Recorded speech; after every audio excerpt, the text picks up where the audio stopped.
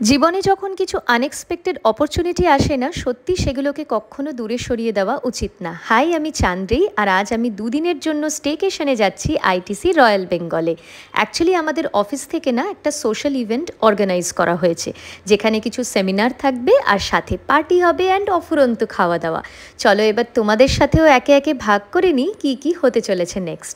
Luggage রেখেই Bengal state রুমের দিকে চলে গেলাম। এখানে টোটাল 700 জনেরও বেশি লোক আছে আমাদের, তাহলে বুঝতেই পারছো সেমিনার রুমটা কতটা বড়।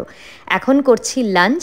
খাওয়া দাওয়ার অপশন প্রচুর দেখতে পাচ্ছি, শুধু ননভেজই না, ভেজেরও নানান ধরনের আইটেমস রেখেছে। আমি নিয়েছি বিরিয়ানি, মাটন আর এক বাটি ডাল। এই সময়টা এত ভিড় হয়ে গেছে এখানে যে কোনো রকমে একটা কর্নারের টেবিলে রেখে খেয়ে নিলাম খাবারটা। ডেজার্টে ছিল গরম গরম রসগোল্লা আর মিষ্টি দই। খাওয়ার পরেই আমি প্রপার্টিটা একটু ঘুরে দেখছিলাম, সত্যি খুবই সুন্দর। সন্ধেবেলায় টি ব্রেক হয়েছিল অ্যান্ড বাঙালিদের বিকেল মানেই মনটা চা চা করে, তাই আমিও এক কাপ দুধ চা খেয়েই নিলাম। ভগবানের কাছে আমি সত্যি কৃতজ্ঞ এবং আমার কোম্পানির কাছে যে আমাদের কলকাতার মধ্যে বেস্ট 5 স্টার হোটেলে থাকার সেই সুযোগটা করে দিয়েছে।